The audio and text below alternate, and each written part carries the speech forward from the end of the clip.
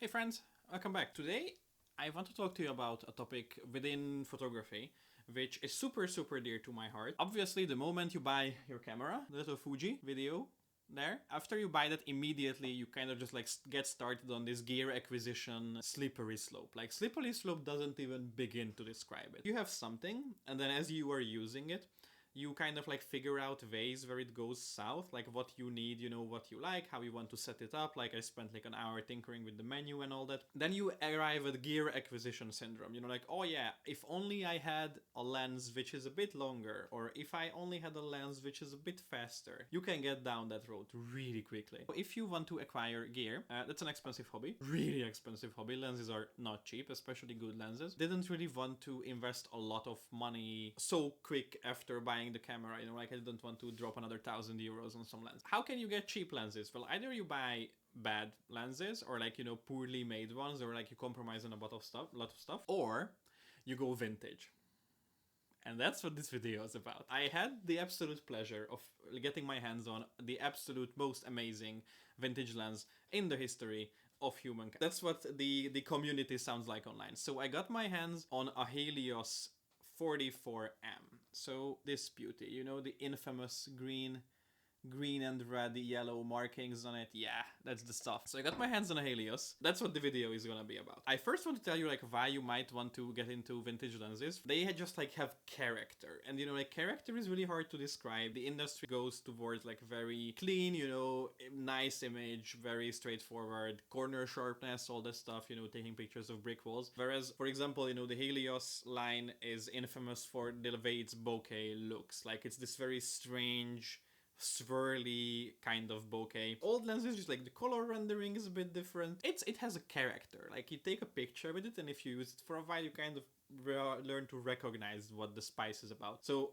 spicy lenses, great character. The other thing, it's like super hipster, obviously. You know, like, I have a few old cameras up there. I just really enjoy the history aspect of it. You know, it's just taking up something that was made so long ago and using it kind of like connects you to that part of history for a second. To me, that's amazing. I really enjoy that. And then, you know, of course, the last one is that they are cheap. You know, even the very more expensive vintage lenses are less expensive than modern counterparts, because they technically do less.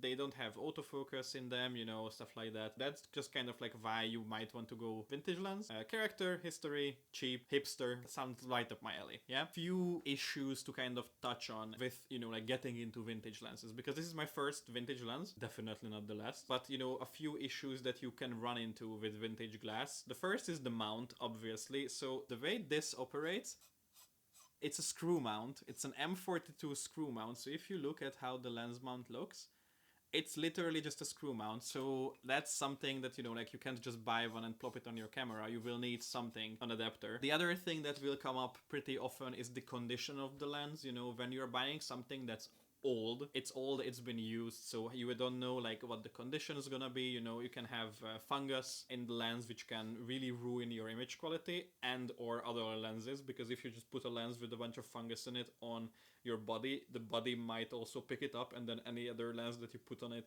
will get the fungus, and then you can mess up your entire camera collection. So fungus, definitely have to be careful about it. But other than that, you know, just like mechanical quality, you know, did someone scratch the front element? That's a lower problem. Did someone scratch the back element? That's a big problem. You know, is there water damage? Is there dust on there? Do the aperture blades still work properly? You know, all of those issues are coming up when you are trying to buy something this old. It's a standard issue with any kind of like used gear, but with vintage glass, it's like even more problematic, so to say. And of course, manual focusing. To me, at least, it was like very scary, because, you know, you just get used to the autofocus. Transitioning from there to just like, you know, viewfinder sniping your way through life, that's scary. So kind of these are kind of the issues that might keep you away from vintage glass. Now, for the story of the Helios, 8 minutes in. Holy oh god. Much better. It's probably like the most iconic vintage lens. It has like a huge cult following online because of it's a very special lens. It's a very special quality. So it's a 58mm f2 lens, full frame equivalent, of course. It was made in like 7 different versions where you can like distinguish them by the code name, because mine is a Helios 44M, as you can see there, but there are like Helios 44-2 2, 5, I don't know, 7 different versions, small differences in them. You just have to kind of be mindful of which one you get, because some of them don't play very well with certain kind of adapters, so definitely read up on the specific version before you buy it. The big thing why it has the cult following is this swirly bokeh. And the story of it, the history of this lens is amazing. This is a Soviet lens. It is the copy of a Zeiss Biotar 58mm f2, which was like an iconic lens back in the day. When the Soviets raided the Carl Zeiss factory, the actual factory where Zeiss manufactured their lens, they just raided the factory, basically took the whole thing apart, loaded it on trains, and then shipped it back to the Soviet Union. All the machines, everything, alongside with the blueprints. So now they could carbon copy all Zeiss lenses. And that's just, like, to me, like, the history of it is amazing. Like, they just stole an entire lens or like factory and then shipped it home and then set it up and started mass producing lenses without the quality control. It's amazing.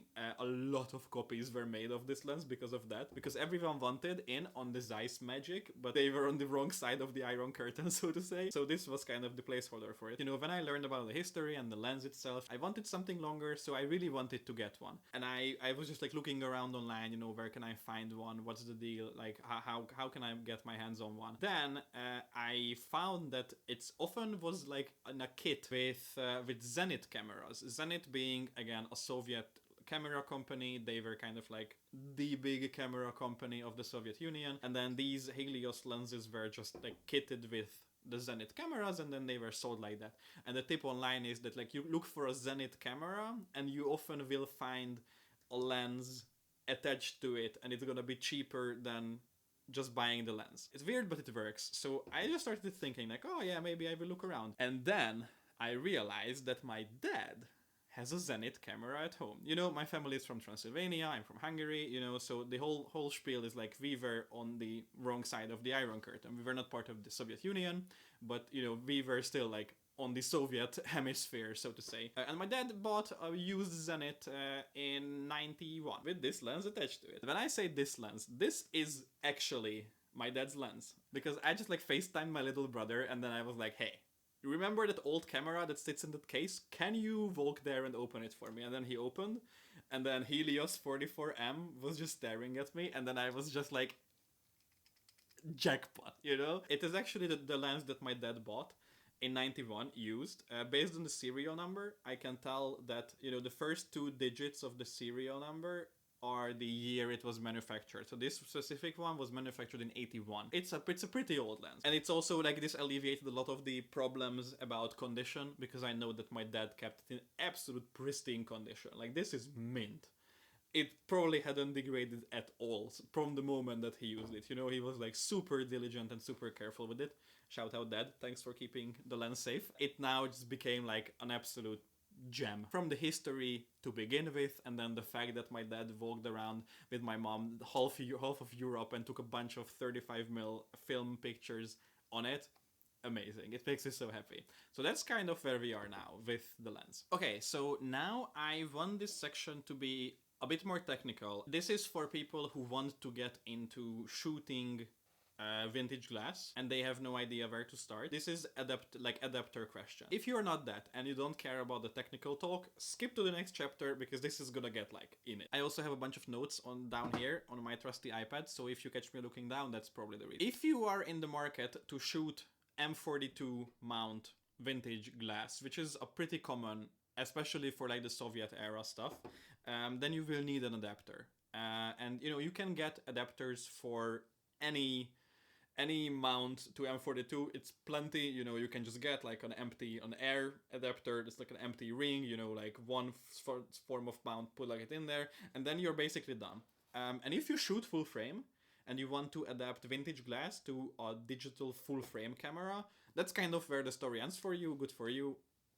Proceed. If you are shooting a crop sensor, like I am, like a Fuji camera, then you start to run into problems, because if you just air adapt vintage glass, you obviously need to have the crop factor, like you just have to factor it in. So this would become an 89mm 3, which is, you know, if you are into, like, if you're, that's the look you're looking for, it's great.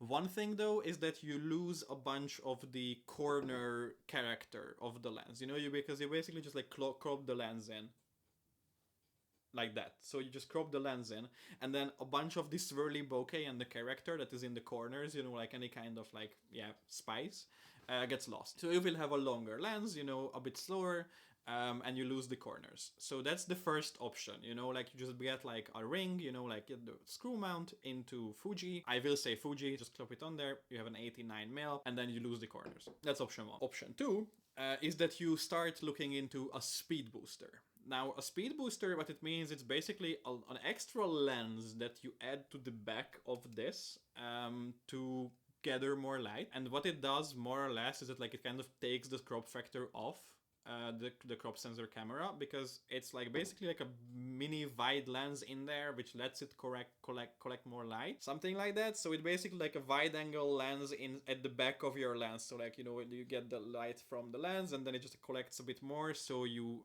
make the lens faster, so it like speeds up the lens, you know, you get more light in it. So that's the one option, because that way you can, you know, keep the original focal length and the original aperture, and then you get all the corner character that you could wish for. And even here you have a few options. So one of the things, if you want to get into vintage glass and you know that like you're gonna be in it, one thing that people recommend is getting a Fuji Canon EF speed booster. So the reason for the EF is because the Canon EF mount is probably the most flexible lens mount in history. Like, it's just like the most amount of lenses, especially vintage glass, available to it. So if you already know that you want to like venture into vintage glass, it might be worth getting a speed booster that you can attach old Canon EF glass to.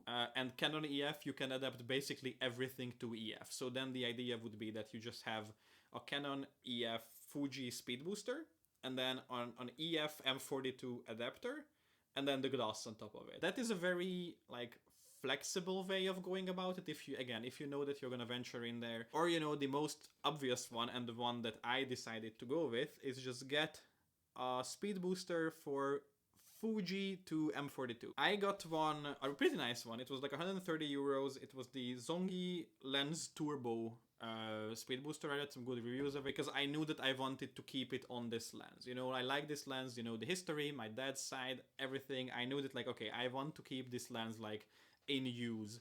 So for me, and I also really didn't want to play around with like multiple adapters and like having this huge heavy package, you know, like the lens is heavy as it is, you know, it's like good Soviet steel, most of it. It's really heavy, so I didn't want to add an extra bulk to it. It's very much like an individual choice. If you want the flexibility, just go Fuji EF speed boost, and then EF M42 adapt, and then put the lens on top. You're gonna be fine, and then you can just like, you know, expand it a bit more.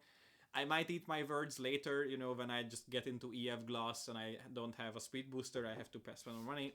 Maybe, but these are kind of your options here. So this is the technicalities section largely over. So now in this section of the video, I kind of want to talk about the experience of using this lens. The specs is one thing, but the experience is what like really counts. You know, just kind of like recollect my experiences. So for me, the biggest like scare factor was the manual focus, because I never used the manual lens before.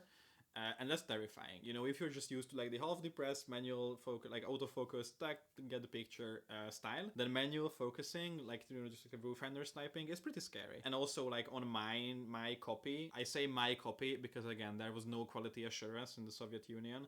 So all the copies differ, but the focus ring on mine is heavy as hell. So there is no like quick, you know, like, oh yeah, quickly adjusting the focus. This like needs force, and it moves very slow. So it's like a really sticky focus ring, which makes it very precise, you know, like you can just like really smoothly focus with it. A big thing is definitely set up focus peaking on your camera. What it does basically just like overlays a white outline to stuff in the image which is in focus. Sounds very strange. That's a huge help. The other thing is that like I assigned one of the back buttons of the camera to focus checking, so I can just like zoom into the picture, focus with the focus peaking on, see where the outlines are, and then that way just get a sharp picture every time. But, you know, still, if you want to shoot moving objects or like someone walking towards you in a portrait, good luck with that. Like, it's hard to track that with manual focus. It needs a lot of practice. Everything outside of that, the lens is a pure joy to use. It's amazing. Like the character out of it, the color rendering, I love it. Like even the swirly bokeh, I know it's like a bit gimmicky, and I definitely never like I almost never shot at the f2 because it's just way too aggressive. Like it's just like completely, you know, like when your eyes are in focus but your ears are not because the depth of field is so shallow. That's just a bit silly to me. So I mostly used it like f2.8 to f4. Even 5.6 if you know like the portrait was like a bit more isolated from the background. It's also, I think it has like 5 elements, so if you are a 3D pop believer, this has amazing 3D pop. I didn't take any pictures of brick walls to check corner sharpness. I believe that if you want to see that, there is plenty of stuff online. To me, it was plenty good enough. I wanted to test out for like street photography after reading Matt Stewart's book, Think Like a Street Photographer. I would make it mandatory reading for everyone who wants to think about street photography. 10 out of 10, amazing, great pictures in there all throughout his work. Really good advice, highly recommend, but that's aside. For street photography, this is a bit difficult because 58 mils is a bit long, you know, like it's quite zoomed in how it looks. So like hip firing it needs a lot of practice. So if you just want to, you know, like set the zone focus, like hip fire, it takes a lot of practice to like know where you are pointing it because, you know, like it's a very long lens and the focus is very slow again. So like just quickly zone focusing, hip firing it, like with the, I don't know, what, 27 mil or even like a 40 mil, it's much more difficult. But on the other hand, you get an amazing compression. So like, you know, like the images out of it are very rich, and like you get a super nice compressed background, so you can show like a lot within the distance, and I really enjoy that, you know, like it can really like put a subject in context without like distorting the hell out of them like a super wide lens. So I really enjoyed it for it just like walking around, you know, in a town. It's something to get used to because the 58 mil, yeah, I really like the focal length itself. Like you have to kind of develop an eye how that would look, you know, where you are in relation to your subject, how it looks in 58 mil. So that's something to get used to. Otherwise, it's a super cool lens to use. Okay, and the question might rightfully arise, like how that looks, you know, from the inside. I will try my best to set up a YouTube shot with it on in this little apartment. I have no idea if I actually have like a long enough space in my apartment to pull off the talking head with a 58 mil, but I will try my best. So you will see in a second whether I succeeded or not.